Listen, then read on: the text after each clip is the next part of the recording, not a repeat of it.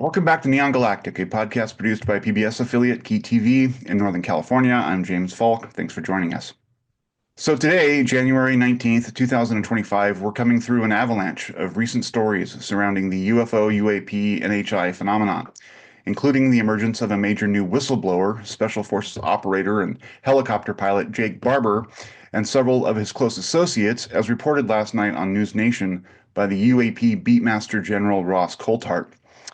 It was touted as transformative new information, and it comes at the end of a long series of forthcoming interviews, Reddit AMAs, documentaries, and more. Frankly, I've sensed some kind of criticality in these past several weeks, as if all these disparate developments from diverse corners of the topic were somehow stacked in succession to inflict the most damage possible on the gates that keep us from UAP disclosure. Is it that coordinated? Probably not, but that's a sense I can't shake, and I would absolutely believe that there are interests at play right now in this subject who know perfectly well how to be strategic and maximally effective in every move they make.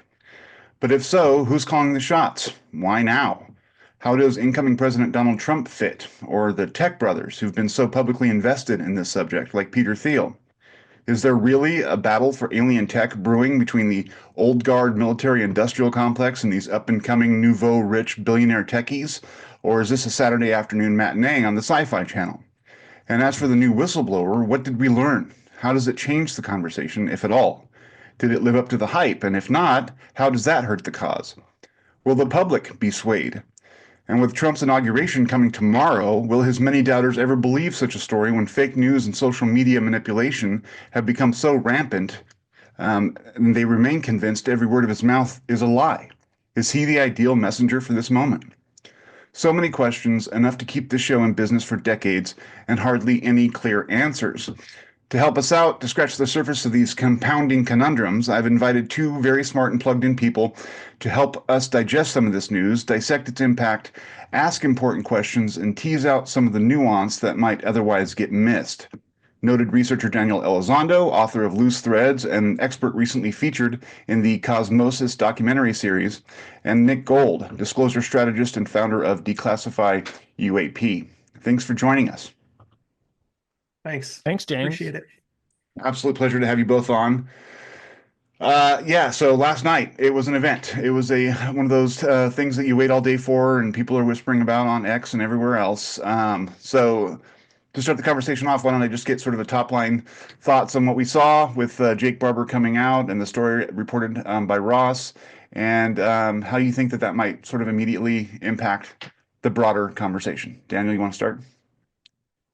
Yeah, I think that for me, I always think back to history, right? And I think back to, I always, ufology takes a lot of hits, especially from ufologists.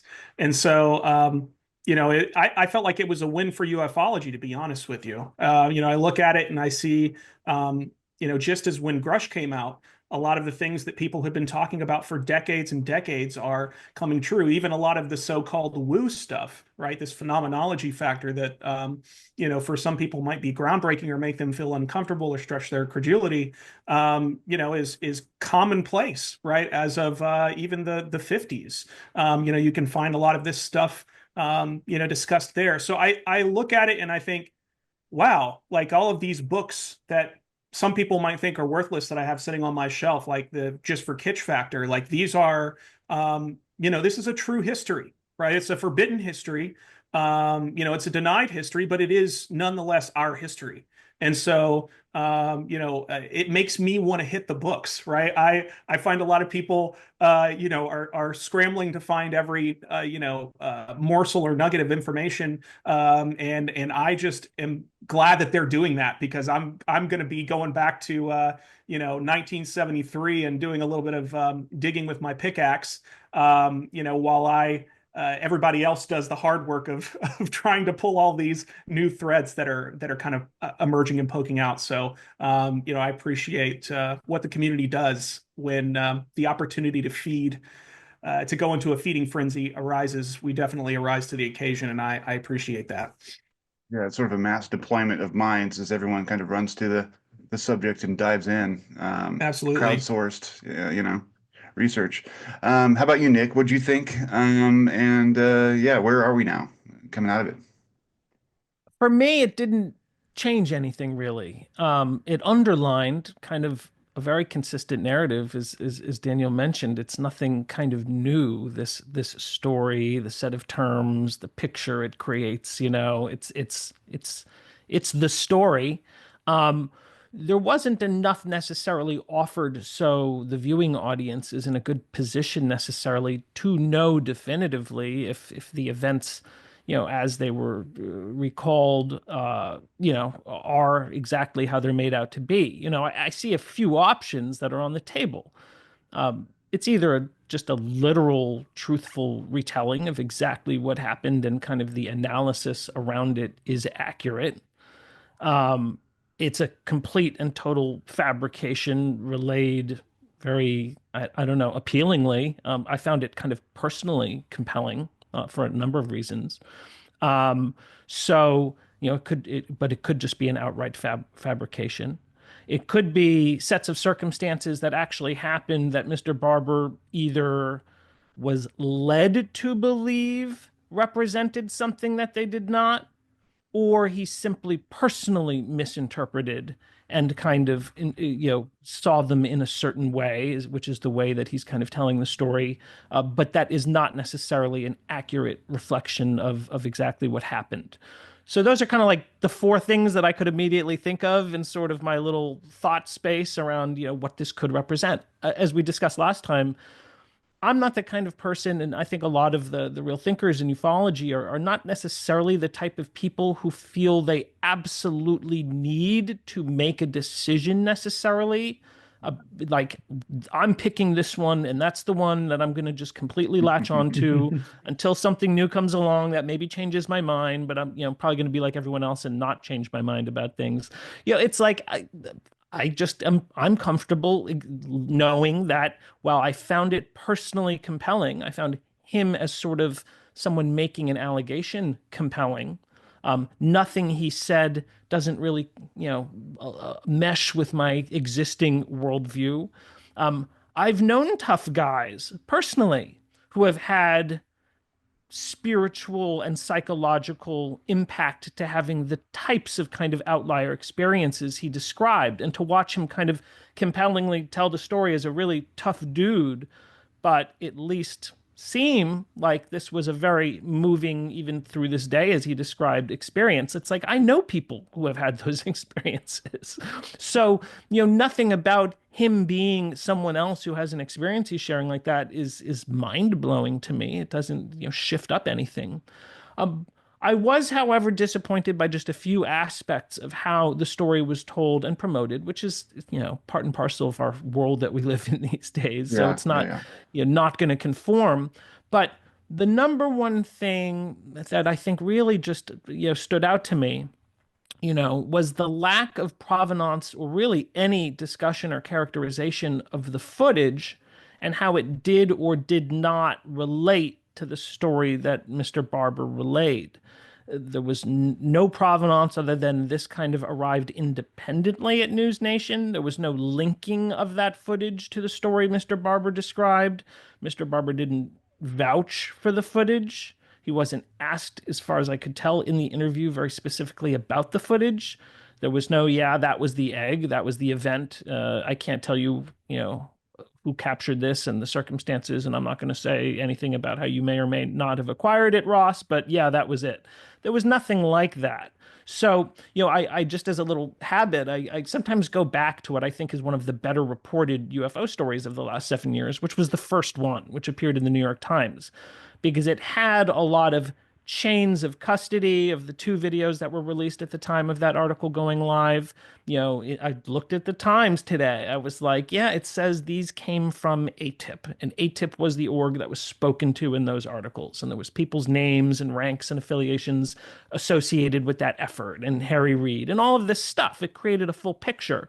We didn't get anything close to as full a picture about how all the pieces that were presented fit together or don't fit together. And I think that's a little disappointing for me. I think Ross is a perfectly capable journalist. I love In Plain Sight. I think it's a great book. I've recommended it to many. But I think the people who are very attracted to this issue, which is a fascinating one, but also very complex, um, we deserve more of those dots being connected for us. And if they can't be for whatever reason, that being spelled out a little more specifically than something that feels like hand waving a little bit. Yeah. I think that's a great points and observations. It's almost as if there was either a rush to get this out or whatever. They didn't spend the time and energy necessary to sort of present the full picture. And I think that if the goal is to ultimately make inroads with the public in terms of some of this stuff, then we need to be as thorough in vetting and putting that information forward in a convincing and compelling way that sort of checks those boxes. And if we don't, I mean, it just gives people who are already skeptical further reason to think that all of this is some sort of manipulation. But Daniel was saying earlier a little bit about the video isn't the most important part. That absent the video, we heard some things that kind of helped fill out the phenomenology around what this may look like in terms of like how they're calling in. At least that's how I interpreted his statement, the UFOs and that sort of thing. Any thoughts on what was revealed in that way? Were there any surprises? For instance, that people, I mean, for me, one of the weird things was that people just kind of tune into these things and seem to drive them home. Like, I mean, they're floating out there. I don't, the mechanisms and the how that works is um, baffling and fascinating. But anyway, any thoughts on Yeah. that, Nick or Daniel? Go ahead. Oh, Sal. Yeah. Yeah. No, I think that it's very interesting to see that aspect there. I mean, that's something that we wrote about in Loose Threads. It's something, in fact, I'm very proud of my colleague. He goes by the Hermetic Penetrator on X, who co-authored that with me. He really, to be honest with you, I know a lot of people, I have to shamefully plug him for internet points, right? Because he really is the first person who was writing articles about UFO baiting. And not just with nuclear weapons, right? But also with experiencers. And he published those articles, and then we published that, in a kind of a concentrated form in Loose Threads. These are conclusions that were not just like made through speculation. It's because we read books, and he reads lots of books. He listens to people that most people on UFO Twitter before yesterday didn't listen to, and that's Stephen Greer. He listens to those people. And I'll be honest with you, a lot of the people that pop off about Stephen Greer all day long, right? I haven't heard any apologies, right? Even when you have Coulthart himself kind of going on and saying, hey, like, and he had said before actually that not all of Greer's, whistleblowers are BS. That's always been the case. And I think that Coulthart has adopted some of Greer's methods, right? Eric Davis, right, says that Greer used the shotgun method, right? And I think that Coulthart has done the same thing. He's talked about it. He writes hundreds of letters and he just shoots them out to everybody, right? That's a shotgun, just seeing what happens, what information we take in. And so I think that's really the best way to approach all of these stories. I do trust Ross's instincts, when it comes to the whole story. At the same time, I don't think that he would ask anybody to blindly accept the provenance of anything. He's putting it out there, and now it's our job, if we care about the story, if we care about the potential, right, of the story, that we should go and pull on those loose threads. And so I think that's there's a lot of meat on the bone. But I want to encourage people to open up their aperture, right? Maybe if you're only going to listen to people that you think are 100% telling the truth, the God's honest truth all the time, you won't have any sources connected to UFOs. You won't have any sources connected to the intelligence community. And when I say sources, I don't even mean like somebody texting you or like having these secret conversations. You won't be able to read any good books, right? Because they're filled with, people who have been discredited, people who have discredited themselves. I say this often: if you're going to be in ufology and you're going to, be in this space, you will join the circus, and that's just the way that it is. I don't like it, right? But once you move past that and you realize, okay, the circus is fun, right? Let's just have a good time, enjoy a little ego death, and we might learn something, in the meantime. So, I'm very I'm very excited to see that conversation of the baiting piece there. There are a lot of other very subtle things that he was talking about that ring true to me as well. In terms of some of the technologies and some of the goals that have been there in terms of psychophysiological control systems and things like that. But really, really interesting story, especially with regard to the phenomenological aspects. And yes, we don't have to put all of our eggs in one basket, so to speak. And I think that it's a good practice not to, both with individual pieces of evidence like these videos, but also with sources and things like that. Those are all great points. I mean, I think even Jake Barber said during the piece, it's like, if you don't believe me, I'm not here to convince you, but wait and watch. We're in the middle of this process to try and do what they do in the military and bring one in. I mean, so if he can do that, I guess all the questions will fly out the window.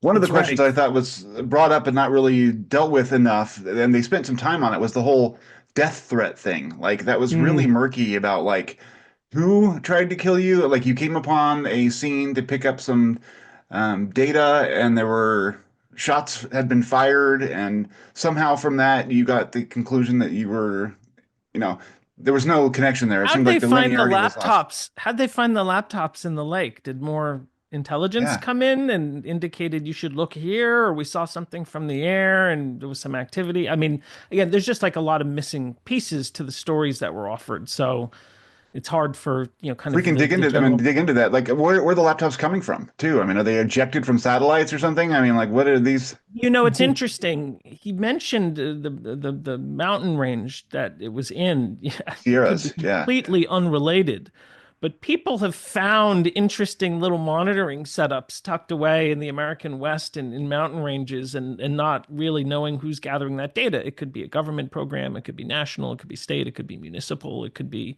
an environmental organization. But like people do find little setups, and those, a tough book might be the kind of just computing system that's local to that would be gathering data and recording, or, if certain things occur that sensors pick up, it records out.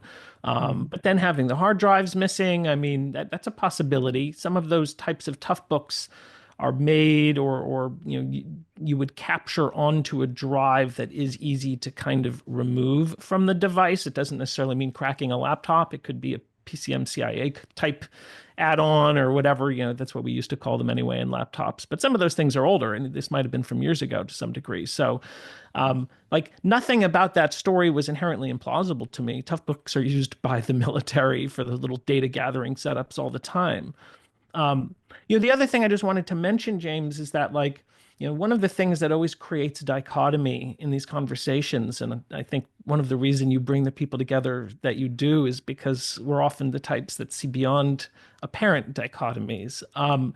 This woo versus nuts and bolts thing. It's like, first of all, I just hate to break it to you, but if you're delving into the world of UFOs, you're in woo world. Like that's Yeah, yeah. like it's up there. It's like there's outlier aspects of it. It's what makes them so unidentifiable and so anomalous. Like, in fact, the hallmarks of, again, this is more of a subjective thing, but almost when like UFO reports have weirder aspects going to them, I almost see that as more legitimate based on just the both raft of research that I've done over decades now, my own experiences, other people's experiences that of like human beings I know in flesh and blood who have had outlier experiences, and there are just these odd synchronicities or this or that, or kind of effects on consciousness, links with one's conscious frame of reference.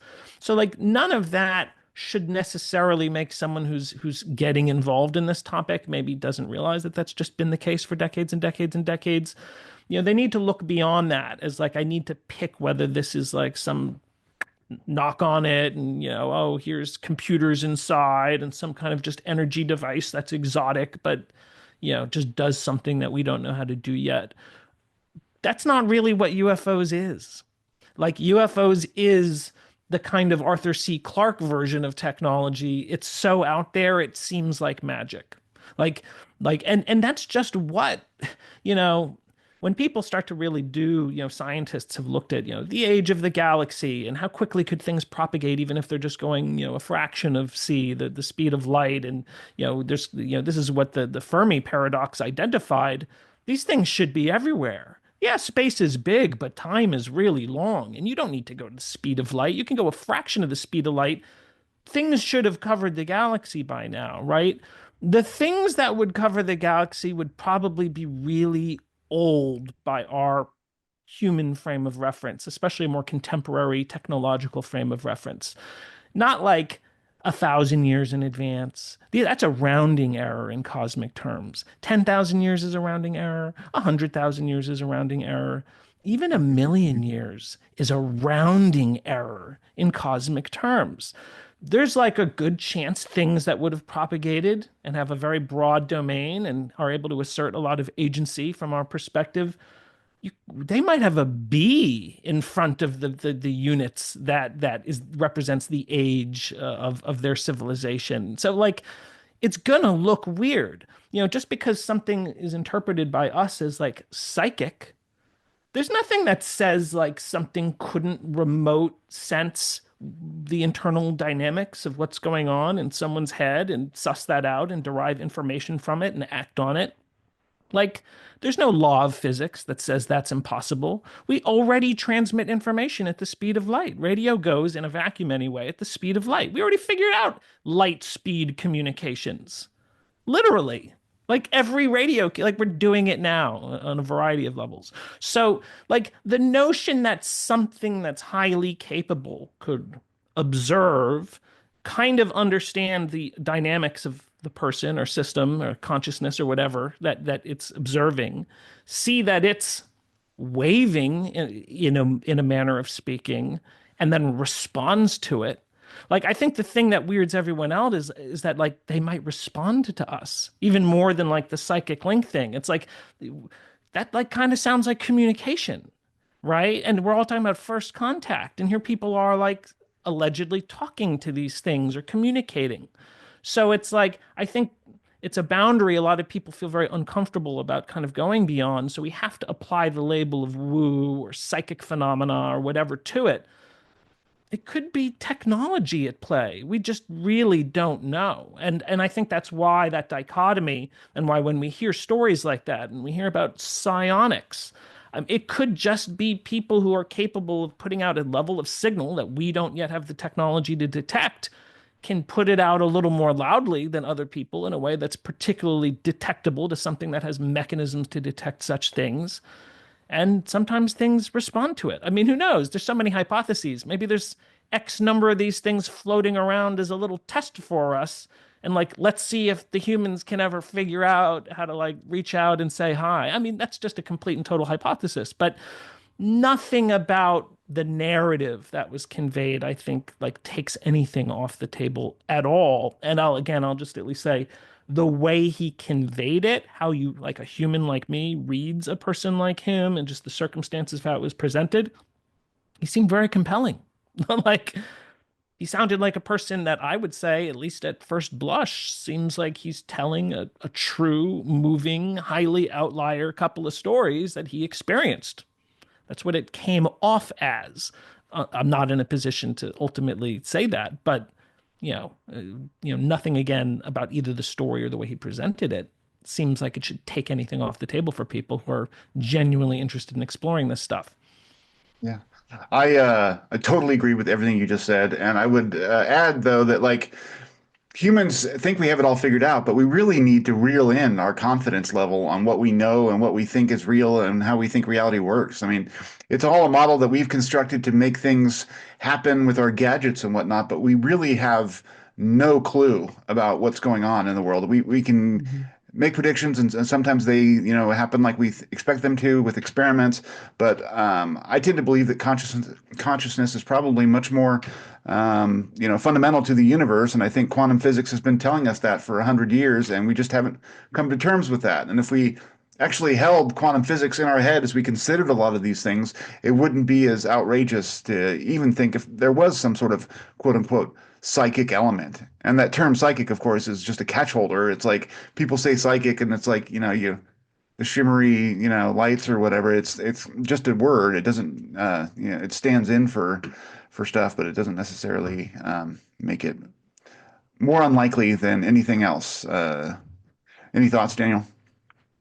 Yeah, I do. I agree. I think so often we end up just having long arguments over nouns. And like you could turn almost anything, and sometimes I do just to be devil's advocate, I guess. But I'm always, like you know, I I feel like so often it's like, oh well, they're angels. Oh no, they're demons. Oh no, they're actually jinn, or oh they're reptilians, or they're this or they're that, or they're like it's interesting. It's all good. At the same time, so often, as you said, we're arguing over metaphysics that we can't be sure of. We're arguing over physics that we can't be sure of.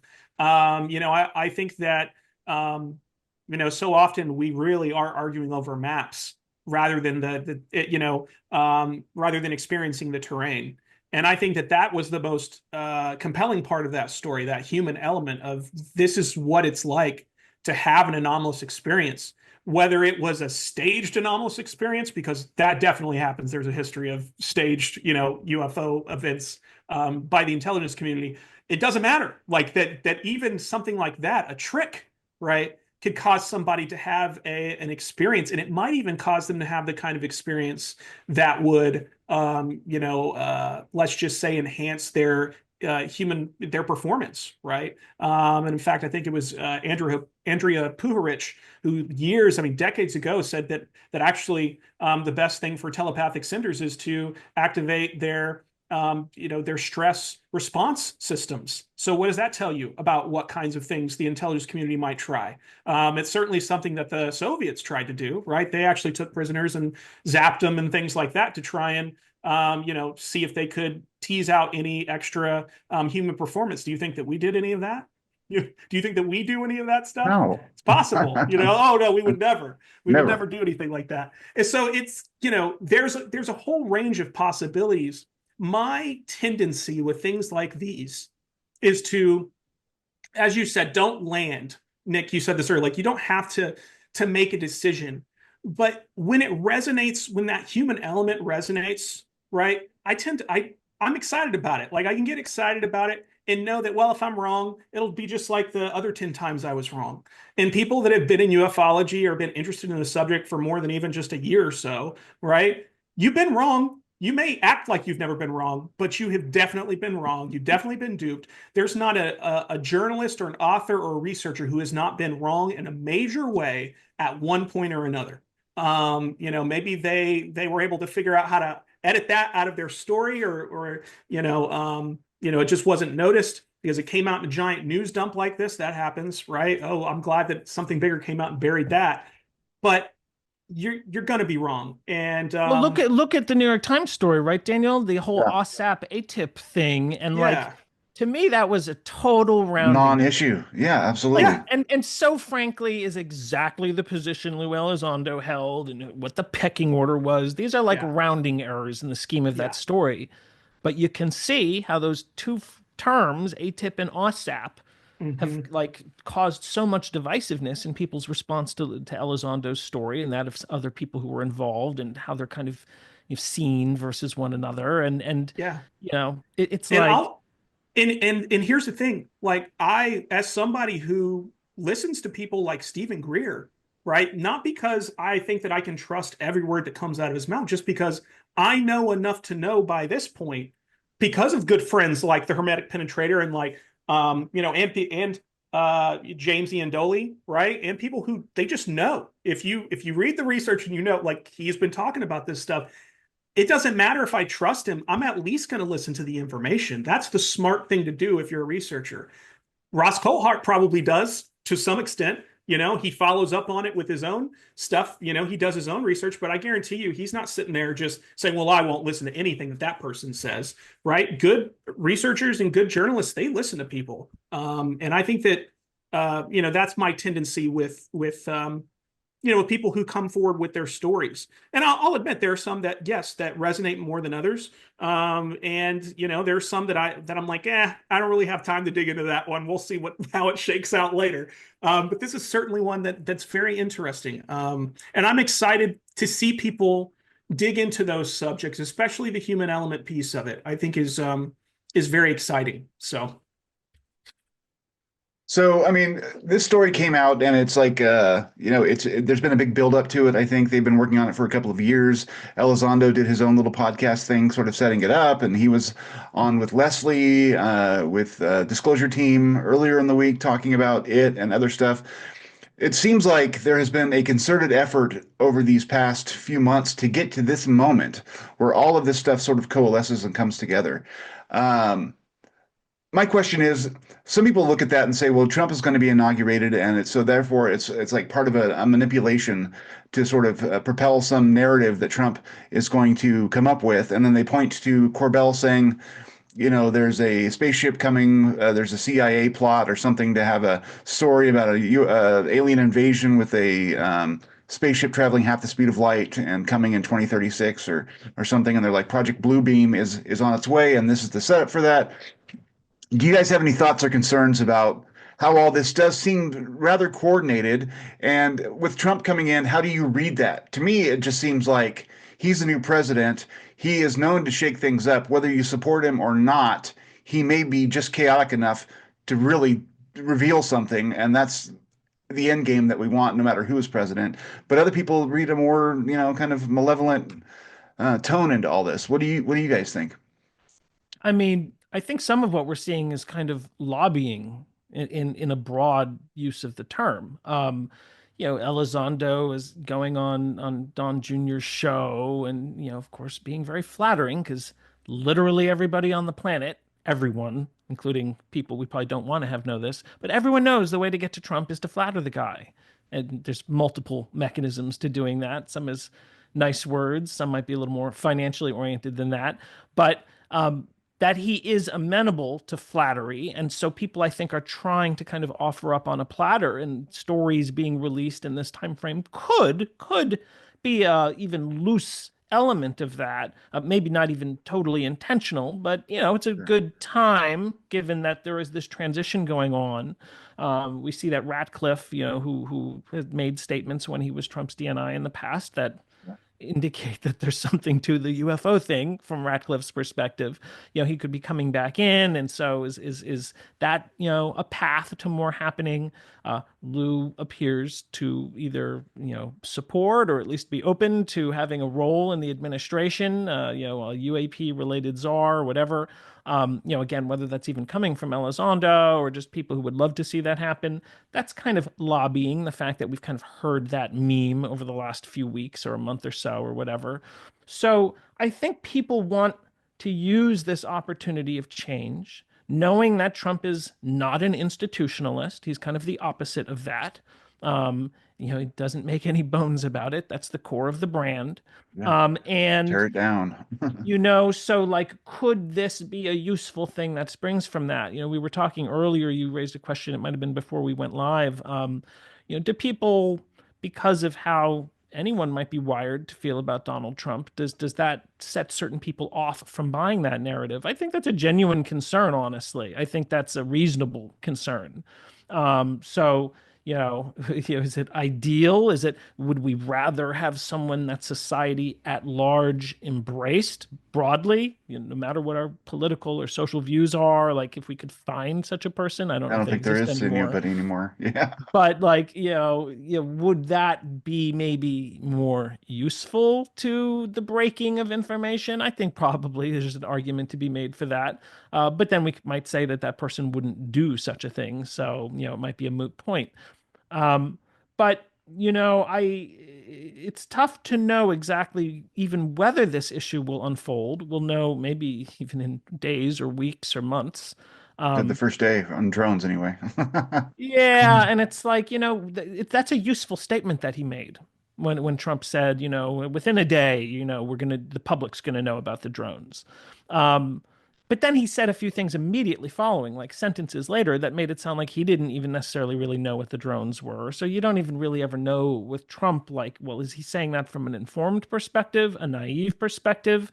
If he literally doesn't know what's going on with that, how could they come to a policy decision and break the news within a day? But, the thing is, like how we go into a story with Mr. Barber, it's like how we're already wired is going to determine how we would respond to all of that. Exactly Because, right. if he doesn't say anything within a day, people be like, oh, he was just exaggerating because that's what he always does. He doesn't want to invade Canada. He doesn't want to invade Greenland. It's just how he kind of pressures negotiations by going to the more extreme end of things is the first thing he does, and then he can kind of negotiate down from there, blah, blah, blah. And then the people who are like, he always lies, are going to say, well, actually, it was just another lie. Like he just made another promise that he hasn't fulfilled. So it's not going to, again, change anyone's views whether he makes good on such a thing. But at least we can say he made an assurance, and we'll get to see whether it happens or not. And that's at least a data point. I don't know what it does for us immediately, anyway. Daniel, any thoughts? As as you were talking there and you were saying that, I think I just hear lobbying. I thought, I have the perfect. You're mentioning that this was just an instance of lobbying, and I agree. I do think it's various groups that are jockeying for position. I do think there are groups that are wanting to control the narrative, and some of them I'm going to agree with much more and be, more inclined to work with than the others. But I'm just reminded of again 90s ufology, right? I'm looking here at documents that I got from the C.B. Scott Jones archive in the it's at Boulder, the University of Colorado in Boulder. Great archives there, lots of information. And I'm looking here at a draft letter from Lawrence Rockefeller to, in 1992, the first line on one of the drafts says, "Dear President Bush, congratulations on your reelection. Your last term in office gives you opportunities for special boldness." And then there's another one that says, "Dear President Bush, thank you for your long service to the country." Right? Like it's always they had two letters, right? Sure. And they were like, well, if we need to get one for Clinton, we'll have one for Clinton, and if we need one for Bush, we'll have one for Bush. And that's the way they worked it. And they had people who were, a little more conservative. They had people who were a little bit more, liberal or democratic. And that's, they just worked together, and they made a lot of noise. They really did. I think we're seeing the same thing today. I'm open about I don't like Trump. I voted the other way. That's going to make people mad. I don't care. Like, that's just my opinion. You have your political opinions. I'm sure you have good reasons. I've got my reasons. And, it is what it is. He's a chaos agent. And there are positives and negatives to that. That's the bottom line. Even people who voted for him know he's a chaos agent. That's why you voted for him. There are going to be, I believe, a lot of negatives to that chaos. Is it possible that there will be some positives that can come out? I think that's up to us, maybe, right? He can be, as you alluded to, Nick, he can be moved by the mob, right? He likes people to like him, and he likes people. He likes to get credit for things. He likes money. And I think that's the biggest danger here is I think at this point, to be honest with you, I think that some big things are going to happen. I think the only way they don't happen is if certain groups are able to pay him enough money, right? Or hold a big enough carrot or a big enough stick, right? Or combination of both to do what they've been doing for decades and decades. That's my personal opinion. If they're not able to, and the oligarchs are able to essentially, move forward, because I think that's what we're seeing here, right? Is we're looking at sort of corporate, defense, long-term executive power versus oligarchic, technocratic power. And Exactly. I don't like either of those two, to be honest with you, but I do like it when they fight each other. And so I'm here for that. I'll be eating my popcorn. But the bottom line is we also have to remember that the phenomenon is in play here. I think a lot of times we think that it's all up to us, and it's just all. And I think that that's a useful notion to have, but the phenomenon does play a part in this. And so, I think that all we can do is make the most of the moment, whether we're excited about who's in office right now or whether we're dreading it. I'm not going to sit for 4 years, and sit on my hands and stop doing research and stop trying to push forward and pull out what I can. There's meat on the bone, right? There are things that we can find, and we don't frankly have to wait on the next whistleblower. We can get out there and do it right now. We can go, yes, and lobby, and we can go and make really good media like you're doing. We can spread the word and educate, help people work through that have had these outlier experiences, as you call them, Nick. I like that term. So anyway, I think that it is a great opportunity here. I do think that there is definitely a prevailing narrative, I'll say, that I've seen in the last year or so that was definitely heading in the threat narrative. I'll just say it was very threat narrative heavy. And of course, yes, the idea that we're going to have craft coming, in 2027. They said a craft was going to come in 1997, right? They thought a craft was. They've been saying the same thing, and by they, I do mean, yes, ufologists, but also insiders, kind of like, these people that have one foot inside and outside of the intelligence community Feeding have the been conversation. pushing this Yes. over and over and over again. And you know who's been pointing it out? Stephen Greer. Experiencers, right? Experiencers. Yes. The phenomenon has been doing this too, right? It's not a one-sided thing. That's an interesting data point, right? Mm-hmm. Because, and again, I think it comes down to, even if you've had very visceral experiences, who are we to come to the ultimate resolution about what we feel we've gleaned from the information that was presented, how accurate it may be, is our interpretation of what occurred, what actually was trying to be conveyed? Like, there's been contactee groups who have been talking about the arrival since the 50s, as Daniel was saying. And I think we should both assume that some of those convictions were very steadfast and came from people's actual beliefs about what was going to transpire based on their interpretation of information they feel they gleaned, and the fact that it was wrong. We can say both things. It was wrong. Other than the fact that the UFOs are here and are popping up and people see them every week, and it's like, I don't know. I've never understood this dichotomy of waiting for the thing to happen when it's like, isn't that what we're talking about? These things that are happening? Right.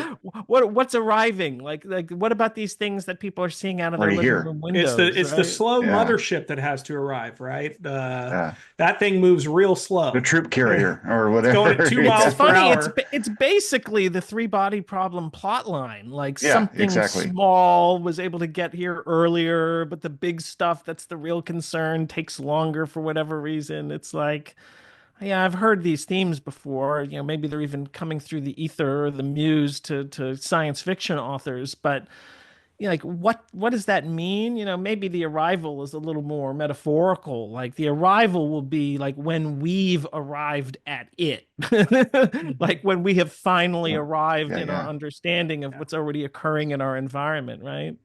It's like with Gary Nolan talking about the mirror test thing. Once we recognize ourselves in the mirror, that's the arrival, right? Isn't it kind of silly that that's what we need to kind of like, light a fire under us a little bit? I mean, like, we've got a lot of stuff happening right here at home. But I think it is like some people just like it's like, oh yeah, we got to have a giant craft coming forward. That's what's going to make us start to actually maybe care about working together. And no, we should start thinking about maybe not holding back all of this technology. Like, it's like it has to be that kind of a this apocalyptic threat, right? That has to be there in order to move people forward. But I do think that there are bad actors who absolutely craven actors who are going to take advantage of that in any way, that they can. And so I'm frankly, that's one aspect of the story that I was quite surprised by, that there was, sort of a positive aspect to it. And I think that is, or at least a positive framing, because that's frankly all it can be. It's a framing. We don't know. And so my, He My was like, tendency is I to felt say, love and embraced. I mean, he was very positive about the great, experience. Yeah, yeah. great. And to be honest, I've had that kind of an experience, and it had nothing to do with the UFO. I had what's called a book encounter, and I had almost that same experience. And it wasn't a witchcraft book or something. I was reading about Thomas Merton. Okay, and I had Well, and that sort of experience is very, like, as he was explaining it, I was like, it's almost the exact same thing, except I'm sitting here, on my bed, like reading this book under, like, what is happening to me right now. And of course, I found out later that the CIA probably murdered Thomas Merton while he was in Vietnam. I Or had I think no in idea. yeah, Oh yeah, no, yeah. new He was rabbit he hole. was Oh no. yeah, yeah, yeah. So it was it always comes back, doesn't it, to something Yeah, interesting like that. But you know, this is life. People have these experiences, and they're not always retrieving craft, right? And I think that whether it happens, that you're reading a book or something, or it happens that you're in a helicopter, on a crash retrieval team, like, that to me is that's the point of phenomenology. That's sure. what interests me in phenomenology. Me Some people too. are here for the physics and what they call nuts and bolts. They're just nouns. We talk, like, technology is so advanced that it looks like, it appears as magic. What if magic is so ubiquitous, right, and so effective that it reads like technology, right? That's the only way that we can, conceive of it, because it's just everywhere. So we're kind of blind to it because it's so ubiquitous. It's so embedded within the reality that we find ourselves in. So, I'm always thinking back to, like, Valet has the 6-layer model, right? Where he talks about, there's the physical, and there's the anti-physical, and there's uh, the psychic and the psychological, and right, and the social. And I think that's probably not just the phenomenon. The phenomenon is embedded within our reality. It's not another reality or a virtual reality. It's in our reality. Our reality is probably like that. We're probably at least 6 layers, but even those layers are just, right. They're just compartments that are easy to write about. They're framings. It's a map that we can follow. But at the end of the day, right, how do I know that there's not an anti-physical component to me? I mean, it's people get floated out of walls and windows too, don't they? Right? They're transmedium people sometimes, right? Often in close encounter cases. And sometimes it is a dream. Who's to say that a dream is, any less real than what we're doing here, right? And so anyway, uh, I think that we just have to take advantage of. We need to be optimistic if we can, and I do not appreciate the threat narrative. I think it's if it's so threatening and it's nothing we can do about it, why talk about it? What's the point? If I'd rather be ignorant and think that it's all love and light and be duped, right, and have my loosh sucked out by a reptilian living on the moon, when I die and live a nice, happy life, than to be miserable and paranoid the whole time and then have my loosh sucked out by the reptilian If living on the there's nice, nothing you nice can do moon. about it, yeah, If the absolutely. loosh is getting sucked, right, I at least want to have a nice life, right? Until then, that's my very, very rational way of putting it. I think we should be optimistic and frame optimistically if we can. Go into the light, go into the light. That's my answer to the Donald Trump question. Go to the light. You're on fire, man. I loved every second of that.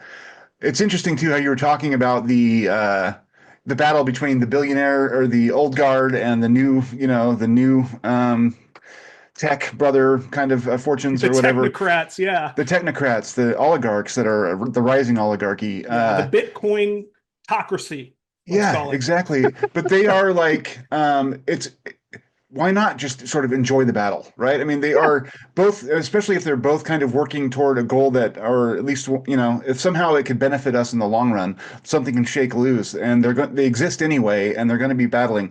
The problem I see is that there are folks like on social media who get really paranoid every time they see anything associated with Peter Thiel, especially. He seems to have become like the boogeyman, and I mean, for I'm like, fairly I, good I don't buy reason, he's I'll as evil argue. as people make him out to be, first of all. But I don't doubt that he's up to no good. But it's like in the conflagration, there may be a way to roast some marshmallows, and I think that that's the right attitude. Except, and just as a counterpoint, I Yeah, mean, there's lots please. of other things going on in our world. Yeah, of course. It doesn't necessarily lead to smooth outcomes with the variety of issues we face as a planet, not just a country, but as a planet. If it's all just coming down to power struggles between very powerful people and it's which powerful people end up on top without real regard for how the whole situation goes. So I think there's concern around that. And just going back to Teal for a moment, he's not particularly unique, but he has gone very out of his way to make clear that he doesn't seem like he believes in democracy. He says that point blank when asked about it. Well, he's supporting fascist I believe in nation democracy, states in the right? Middle East. It's like, I'm an American. If that can't be our founding theme as Americans, then it's over. So, it concerns me that people are so comfortable saying what I think the situation largely already is. That's the funny thing about this situation. It's not a situation of darkness. Ironically, it's a situation of light being shown on how things actually are. And again, as Daniel was kind of saying that about UFOs, whatever it is, it's what the situation is. It's same goes true for, wealthy, powerful, influential people wielding that in whatever way they can to maximize their wealth and power and influence. Like, that's nothing new. We're just seeing it as clearly now as we've ever seen it. It doesn't strike me as particularly sustainable. It doesn't seem to me that in any way UFOs saves us from ourselves in any way. So I think, we just have to be balanced. I think people who are, people get fixated on UFOs. I somewhat am, and lots of people are, and for lots of good reasons. But to completely subtract out every other issue, for me, that's not the that's not the lesson of UFOs. The lesson of UFOs is to take a very integrative approach, a holistic approach. We can't look at it just scientifically or sociologically or historically or religiously or in terms of physics or metaphysics or nuts and bolts or ETs versus cryptoterrestrials. It demands a much broader based kind of interrogation and engagement. And so I think we run a real peril if, regardless of what our personal beliefs are, I'm a pluralist. I think people should be able to live in a variety of different ways and figure out a way to kind of tolerate one another and generally get along. As far as I ever thought, I thought that was sort of America. I thought that was the American vibe. Like, as long as you're not effing with someone else, do things the way you want to do it. With obviously certain commonalities that we have to just agree to in order to tolerate one another. But it doesn't mean you have to like how everyone else is making their choices for themselves or their family. And it's like, if we can't even do that in our human community at all, I mean, I would just ask anyone to ask themselves, how could we possibly be ready for, again, maybe there's a galactic community. I'm not saying definitively there is, but maybe there is.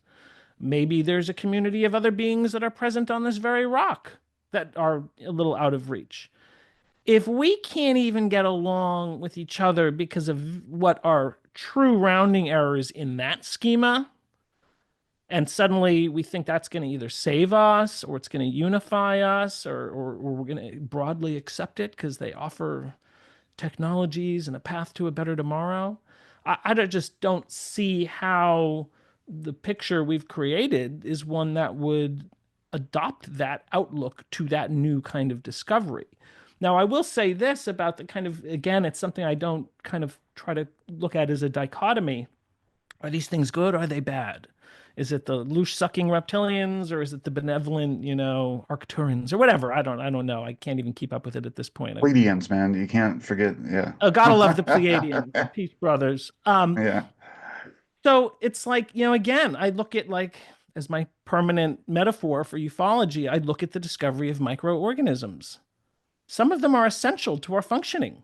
There's even evidence bacteria crawled inside of something else and became mitochondria. And that's like the critical part of our being. Maybe we're just carriers of mitochondria and they're the real civilization here. That has come up in multiple conversations recently. Anyway, so it's like, we know that there's just this multitudinous set of relationships between ourselves or what we think of as our self, which is a very, very broad collection oriented set of things that we could say we are this or we are that. We are those mitochondria. We are our microbiomes. Some of the things that we can feed into our microbiome are good for us, and they feed off of good things and they make us feel good. We can feed them things that shorter term make us feel good, but aren't really that good for us, and then kind of feeds the wrong colonies and they take over, and then they can actually send signals into our brains and make us feel not so good, even though we got a temporary feeling of good. If we can have those kinds of nuanced, multitudinous relationships with little microscopic organisms that are everywhere and utterly ubiquitous on our planet and our bodies everywhere, it's like maybe this broad set of potential hypothetical influences should be looked at similarly. Like maybe like we have the ability, microorganisms are invisible. We're not really like thinking about our interaction with them, but I can choose to eat this or eat that, and it's going to radically affect my relationship in those feedback loops. Maybe we're not like, it's, again, just a hypothesis. Maybe we're not such a helpless part of the equation of which things we're attracting and what energies and whether those are good energies or bad for us, those influences. Maybe our attitude does determine who comes in and what level of presence they have and which things don't, and are kept away because we're not a good element for them. So we may be in a position of more power and influence than we realize, which is why I think transparency is so critical, and people should go to declassifyuap.org/action, and in 30 seconds U.S. voters can let their elected officials know that we deserve and demand UAP transparency and declassification. But Amen. I think we need to be very open to overlapping dynamics, and to say, there could be reasons for concern with certain things, and we may not know definitively what role we have and whether we have affect and agency over that kind of a thing. But we might not want to take that possibility completely off the table either, because we have that ability to influence the other invisible things that are ubiquitous in our environments. But we just need to know about them, and there needs to be science and research done, et cetera, et cetera. I think that those are great points. We're a colony species. We're a walking tower of collected bits, as the cells that were formerly independent. And I think that that goes on beyond where our bodies, and that we're a part of something, a component part of something probably bigger, and we just don't realize it. And how much we can affect that, I think those are all open questions. But yeah, Maybe things that we need to UFOs keep are in. the server farms that those higher level organisms are operating out of. One thing that's sort of struck me with all of this is to go back to the billionaire question with like Thiel and whatnot. My concern is that like I think you're right that we need to view that from a point of caution, right? Like we can't sort of let them run the gamut or be happy to let them take over the game on this discussion or any other discussion, but they exist and they're doing what they're doing, and it's almost like enemy of my enemy is my friend a little bit. Like if you have the technocrats taking on the military industrial complex, at least there's some tension there. There's some conflict that may weaken the both of them. And then if something comes out of the UFO discussion that may benefit more broadly humanity, maybe that's an opportunity for revolution. And not that that's something we should depend on, but it's something to have hope about. Is kind of because I see people almost walking away from the topic at this point because they're like, I can't take it anymore. Like everyone's a snake. Thiel is, infiltrated all of these areas, and the other areas are taken up by the military-industrial complex, and you can't trust anybody. And I want to have more of a hopeful stance for myself, at least, when I'm trying to approach this topic, and not just throw up my hands because there are powerful interests at play that I can't, do anything about, which is really frustrating, especially in the age of Trump. But anyway, kind of an aside. Let's see here. One of the things that I thought also was interesting, the psionic piece from the documentary I've heard from several folks that sometimes experiencers feel preyed upon at certain events or whatever, that there are like people in the military industrial complex who kind of are very interested in what experiencers experience and then potentially try to, cultivate them or bring them in or whatever. And they're very uncomfortable being commodified in that way. And if the psionic piece is as big as it seemed in Jake Barber's, story last night, they are exactly that important, and they are absolutely sort of the pivotal human link in this whole conversation. And so they become that much more valuable. And I think as a community, we should be aware of that and try to protect them as best we can. Um, yeah. Anyway, any thoughts on that? Yes. Can I speak to it? Because this is Please. something I like to speak to, especially, and again, it goes back to the work of my good colleague Hermes, talking about and really bringing forward this baiting with experience conversation, which, to be honest with you, is frankly not something that people in the background want spoken about. And so that's another aspect to the story that I really respect Ross for bringing to the mainstream. I'll just tell you, we did not get a lot of love in the background for that. If anything, people were looking and trying to find out, what are these people doing and why are they right? Like it hasn't been it was popular with people on UFO Twitter, but it's not popular with all the people that we wrote about. The bottom line is, yes, we should be thinking, why are all of these, members of the intelligence community, why are they so interested in like just experiencers? Like, why are they, constantly asking for medical samples and constantly asking for, and sort of like appearing as angels to save them when they're having, particular problems. There have been prominent experiencers and not so prominent experiencers that have, I think definitely been preyed upon. And so I do encourage people, I know that there are good actors in the space, and I would encourage them too to be wary, right, of the intelligence community. Don't give the intelligence community your medical records. Don't give them to them. I don't care who they are. There are doctors, like there are doctors that can look at that. If you're interested to get a scan, get a scan. There are lots of people who can give you a brain scan. I'm pretty sure about that. And the bottom line is unless you know for a fact where your information is going and who's got it, it's probably going to end up with the defense contractor. And you need to decide, is that something you're comfortable with? If you're comfortable with it and it's all in the up and up, go for it. But I think the bottom line is we need to be demanding transparency from even people within our, that are friendly to us. We need to say, hey, be transparent. What are you trying to do here? Are you really trying to help people? Is it a research thing? If it's a research thing, who's funding the research, right? Like, these are okay questions to ask. And I think that we need to be really careful with that. And if you are somebody who's, working with experiencers and you're really trying to do this in a good faith thing, whether it's research or otherwise, just be aware of that, right? Protect your people, because if you don't, right, you're going to get infiltrated. And that sounds very paranoid, but it's the truth. It's what's happened. And it's been happening again since the 50s, right? Like they've been doing this forever and ever and ever. It's not like it just started, 5-10 years ago. It's been going on for a long time. And so it's just something to know and to be aware of. And, I'm not a prominent experience. They're not coming to ask me for stuff, but I know some folks like that. And you just need to be careful out there is all I'm saying. Don't be so trusting just because, they're very good at making you feel, like you're the most important person in the world.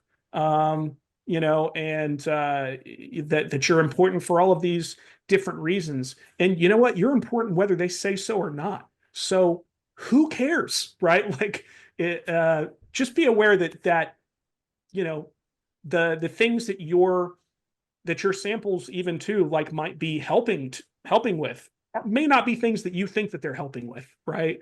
It may not just be research about UFOs. It may be research into other things that aren't UFOs that you would never ever want to contribute certainly your medical samples, right, to, or even your time to. So that's That's my standard spiel with that. Just be careful out there.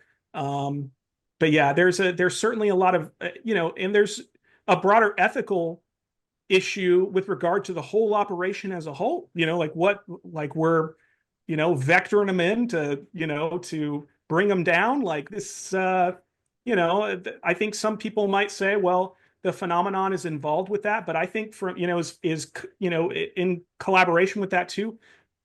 We don't know that for certain, so we probably need to be kind of careful, from a national security standpoint, but also just like, is that the right thing to do? I know that doesn't really play into defense decisions, but it's certainly something that factors into my decisions. So, I mean, in terms of bringing in UFOs and bringing them down, is that the right yeah, thing to yeah, do? like Yeah, is yeah, that exactly. is that really the way Well, we and want to be especially like he was using talking those about this abilities? loving presence from this ship, and is that Yeah, something that we just crashed and hauled yeah, off to somewhere to study? I mean, that sounds really unfortunate. yeah, yeah. Great point. The miniseries Taken did a really good job of sort of offering a dramatized narrative around that kind of thing. If people haven't seen that series, it's really worth the watch. It's on YouTube. I'll try and link it in the description so people can watch it because it's definitely worthwhile. Well, that's I mean, pretty much what I wanted to cover, guys. Is there anything that I missed that you think that we should talk about? Or, I mean, absent that, what are you guys hoping for in this new administration in this upcoming new year, whether or not you support Trump? Nick, Well, you want to just start? quickly to dovetail off of what Daniel was saying and to respond to your Yeah. point to wrap this. Um, I could be completely off base about this. Uh, full admission here, but I almost get this sense that there's sort of like within government broadly, programs, legacy, what you name it, the contractor base. There's sort of like the old schoolers and there's the new schoolers. And I have like this again, just my gut read. I could be completely off base, but like this whole like, ooh, you're an experiencer. Ooh, like my read is that that's the new schoolers who are taking that kind of interest because the old schoolers figured that stuff out a really long time ago. Like, I don't think any of these ideas, to someone who was really cracking away at UFOs from the 50s and the 60s and the 70s, like, I think they're like, yeah, we know how to we know what those dynamics of the situation look like. But people who maybe came to it in, the last 10 to 15 years, um, that's like kind of newer territory. So it's kind of has that excitement factor. And I agree with everything Daniel said. I'm a person who at one point in my life filled out an SF-86 form. So I've kind of opened myself to the IC and the DoD, at least in the past. And, did so knowingly. And so people should be very mindful of that. And that includes, just even filing incident reports on ufology organization websites, which we know some of which, like MUFON, somehow made records available to three-letter agencies that generally aren't charged with anything having to do with US citizens. So, I'm not even going to say that even if I feel that some of that might be wrong, that it was out of negative or bad intentions or whatever. Like, I'm not trying to create villains here. I don't really know what the circumstances were. And I have a feeling people were generally well intentioned. It doesn't necessarily mean that actions are always appropriate. Um, and so people just need to be very eyes wide open about that. And if you're a person who, I would recommend for people who have a little more comfort level with that realm and know that realm or of that realm, people like the Barbers who kind of have been in it, they're in a better position a little to go about that in a way that, is informed by their own knowledge of how that world works. Clearly, there was a lot that he wasn't talking about, naming names of certain orgs and whatever that he was involved with and who they were reporting up to. But he knows that stuff and kind of has a better sense of it than we do. And so if you're very, just off the street or whatever, I think that could be not the right thing to get involved with. And that would not be a normal or probably good point of entry into that world. And like, the weirdos in that realm who are really into UFOs, and that's kind of who you get introduced into it by. I don't know. That's probably not good for most people and their psyches, regardless of how grounded they are, or the real situations that they've had, or whatever. Listen. I think the kind of hopefulness and open-mindedness, James, that you speak to as we enter the next several years, or whatever it ends up looking like, it is our world. You It's going to know, happen. it's going to happen. It is what it is. One would hope and pray and, wish for best outcomes to occur as best as possible, whatever that looks like regarding both UAP and other issues. Because again, there's many important issues of the day facing us. And this will be a very critical 4-year period. I would argue not just for America, not just for global geopolitics, this could be the arising of true hardcore artificial intelligence. And that's Yeah. if it hasn't already just happened already. This could be, there's actually a possibility that this is the most significant 4 years in human history, or at least from the last 10, 12,000 years. So, you know, one hopes that, we are guided through it in a way that is good for all of us at the end of the day, and that maybe a positive way for more information about this topic to come out, even through an administration that I'll be open to, not an administration I voted for. However, I can't take completely off the table possibility of positive outcomes occurring and even being part of that, hopefully, between lobbying efforts, et cetera, through Declassify UAP. So we just, we have to be cognizant, open-minded but discerning. And I think that just gets more and more true every day. And, there are a lot of moving pieces right now. I think people are looking at the UAPDA having not passed again, although, obviously a provision did, and we might see some outcome from that this year because by September 30th, all federal agencies are supposed to hand every UAP record over to the archives. We'll see if that happens. But, that is kind of playing out on its own time scale. But I've actually been kind of happy to see some smart people say we need to look at the UAPDA. We need to figure out if this is the bill that's going to pass, what motivated it. Like, do we need to kind of maybe look beyond its structure and come up with a way, I'll say from my own perspective, a way that works for all of the key stakeholders. Um, you know, I like your sentiment about, at least if there are very large power structures, have them at least slightly eroding one another. Maybe there's some ultimate utility to that. You know, all of these people all of these organizations are people. There's no they haven't been running an AI in the basement making all the decisions. Like these orgs are made up of human beings making human decisions, and they're motivated in the way that many other people are. And so I think, they all think they're doing the right thing. That's the funny thing about our world. People can do the opposite thing. They can be aiming guns at one another, and both of them feel they're in the right. And so I think that actually might be a healthy way of possibly moving through the impasse that kind of has been UFO world for many, many decades now. Let's assume that even if we think someone is totally effed up, they at least have an internal framework that is telling them the way I am going about my life and the decisions I make and all of that is the right one. We might not agree, it might not even be, but assume that they think that's true, because I think that alone, it's a kind of empathy, even for one who one sees as an opponent, but it's a level of just human connection and empathy that might allow us to connect with one another. I'm not inherently against new school investors having access to this technology or whatever. I think that there's plenty of good reasons for that to occur. I also think there's probably plenty of good reasons for major aerospace companies with all sorts of amazing capabilities. Like Northrop Grumman built the James Webb Space Telescope. We shouldn't forget that.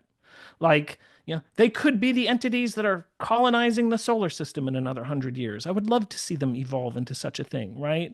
So I think we need to fundamentally look at each other as people at the end of the day and say, I might, there might be voices, there might be talking heads saying these are the villains of the situation and these are the bad guys and these are the good guys and they're going about it for their reason. And like, I actually am under the impression more people than not probably want to bring this forward across all of those realms.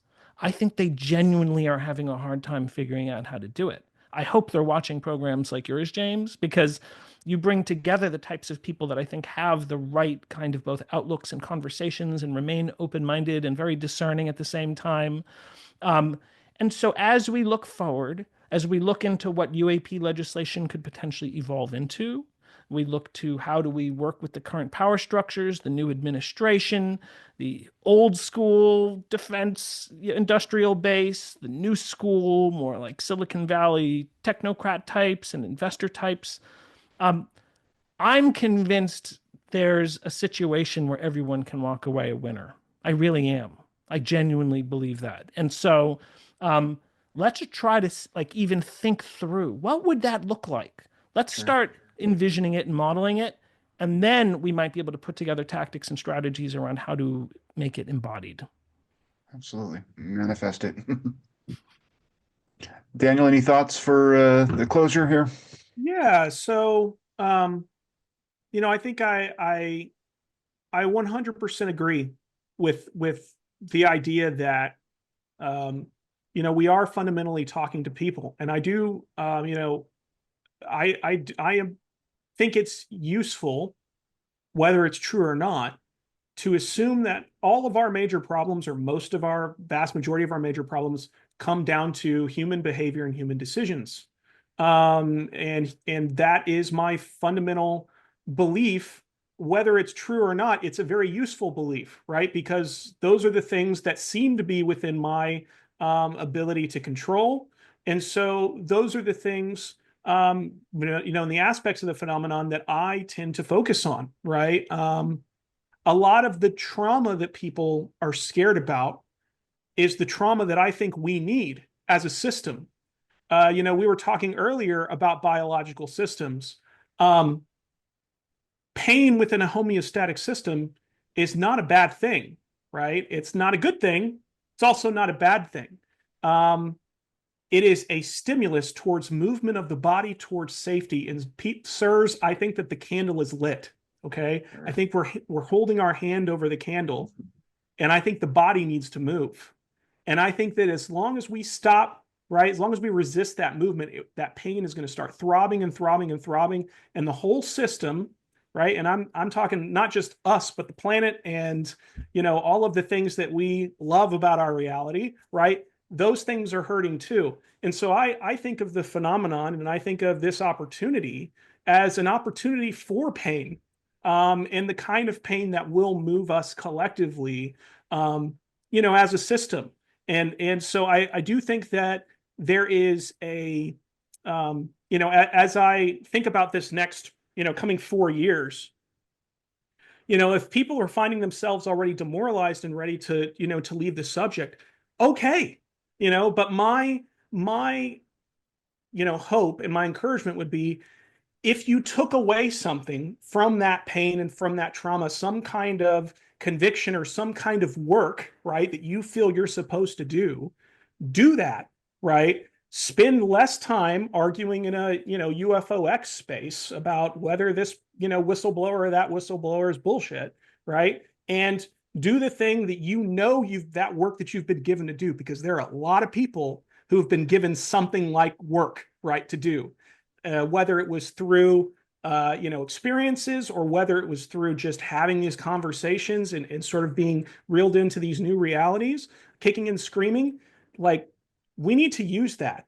And our culture and society and the systems, right, that we've set up and we've sort of perseverated on for years and years and ruminated over, they're set up to prevent that kind of a pain, right? These worn out contexts are worn out because they're perpetual. And so something's got to happen, right? A wrench has to lodge itself within the spokes of society in a way.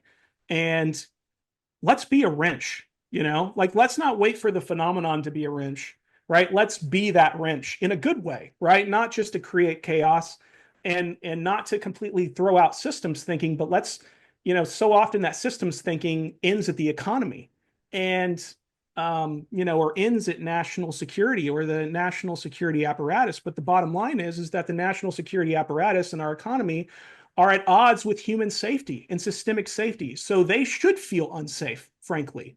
That threat narrative may be more for those systems than they are for us individually, right?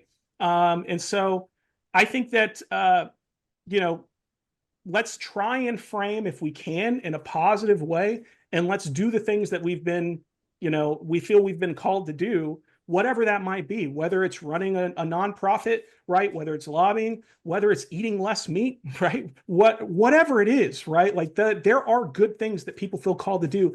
And sometimes I think it might be better if we do leave the UFO community a little, and maybe become a little more scarce, to start pursuing those more human things, right? Like, I don't want to transcend my own humanity. I think that this is all about becoming more human, not less. That's my true conviction.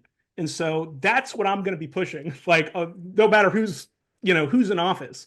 And I do think there are humans there. They're weird humans, just like there always are in the White House. But I'm a pretty weird human too. So, whether we vote the same, we can be together on this and go together on this, as long as we are, you're doing it for logical reasons, right? Or not even logical reasons, but just good reasons that you're convicted of.